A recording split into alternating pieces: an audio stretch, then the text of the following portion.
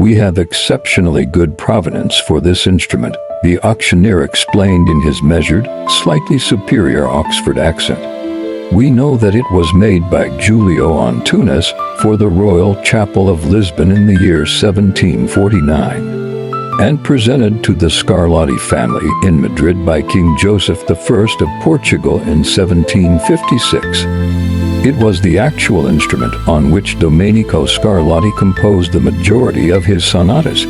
The instrument was also played by Domenico's younger brother Pietro Filippo, and remained in the Scarlatti family until the outbreak of the First World War.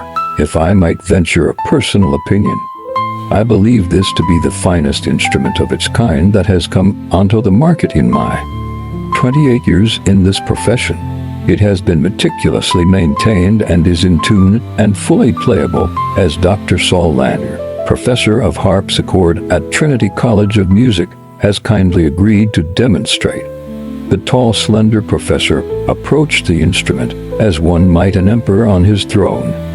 Slowly, respectfully, humbly, he seated himself at the stool, stroked back his unruly silver-gray hair with his left hand, and glanced at the classical landscape painted on the underside of the open lid before he began.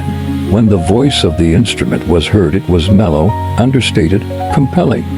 He played the beginning of a Scarlatti sonata in C major. The room seemed to hold its breath. The instrument responded as though it knew the notes itself. A charmed few minutes passed. Lander found himself choking up with an emotion to which he could put no name. He scolded himself for his lack of professionalism, unable to finish the piece. He chose a suitable point at which to pause and allow himself to recover. A single individual in the silent audience began to applaud. Others joined in. In seconds, the room had turned from an auction room to a concert hall, acknowledging the genius of the composer, the instrument maker, and the performer. Lander stood up, offered a shallow bow to the audience, and returned to his seat. Shaken, when the applause died down, the auctioneer resumed his measured speech as though this glimpse of the divine had not happened. "I have a reserve on this item," he announced coldly, "and will therefore suggest that we start the bidding at 220,000. Do I see that in the room? Thank you. Do I see 230? Thank you, sir. Against you at the back, madam," his voice droned on. Lander did not listen. There seemed something obscene about putting an instrument like that up for sale. An instrument that contained the soul of its maker, that for almost 300 years had inspired composers and musicians to push forward the limits of human accomplishment. It had been made for a church, reverently and lovingly, by the foremost craftsmen of his generation. Now it was a commodity, like a sack of potatoes, to be auctioned off to the highest bidder.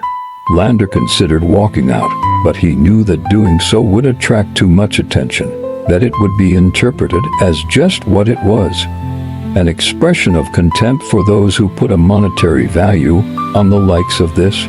He sat tight and tried to lose himself in his thoughts. It would soon be over, and with luck the item might go to somewhere where its life could continue. A college or conservatory where new generations of talented musicians could hear what the harpsichord had to teach them and become better musicians and better human beings by their contact with its magic. At last the hammer fell and Lander's discomfort seemed set to end. He noted that the sale had gone to the young blonde woman seated near him at the front, rather tardily dressed, he thought, bright colors, high heels, low neckline. Not at all the kind of person a conservatory would send along as an agent. More like a refugee from one of those adolescent girl bands or a reporter from a fashion magazine. Her appearance did not augur well for the instrument, he thought. The business of the auction had paused now. The young woman got up to go to the office and signed the documents of sale. Lander stood up also, and to his surprise a murmur of applause rippled once again through the audience. He turned and smiled, gave them an embarrassed nod, and continued on his way behind the woman. In the antechamber, the young woman turned towards him and smiled broadly. "Professor Lander, I like very much your playing the Scarlatti tune." She had a strong accent, Spanish or Italian. "Thank you, madam," he replied, hoping that he didn't sound as hostile as he felt. Scarlatti wrote pretty good tunes. The sarcasm slipped out despite his efforts to be civil. Its sharpness seemed to be lost on the woman, possibly because she wasn't a native English speaker. "I think so too. My husband played Scarlatti tunes when he was student in Madrid. That's why I buy the instrument. He has more time now, maybe he'd play again." Lander was becoming angrier, but he did not want to let it show. "Indeed. I hope that his ownership of the instrument may pave the way for a rewarding hobby. I think maybe I need to explain you, Professor Lander. Maybe we sit down." Yes, clearly some of Lander's feelings had communicated themselves to the woman. He had no strong desire to listen to her story, but felt that courtesy demanded he should. They sat down together at a fine mahogany table and were immediately approached by one of the auction house attendants. "Would you care for a drink, madam?" "Sir," he inquired respectfully. "I would love gin and tonic," the woman replied with enthusiasm. "Coffee, please," Lander said quietly. "Milk, no sugar." The men hurried off to do their bidding. "You mind I smoke?" the woman asked, as she produced a packet from her shoulder bag. Lander intensely disliked the habit but assured her that he did not. As she lit up, another attendant appeared, seemingly from nowhere, and placed an ashtray on the table. There was really nothing at all that Lander liked about this woman.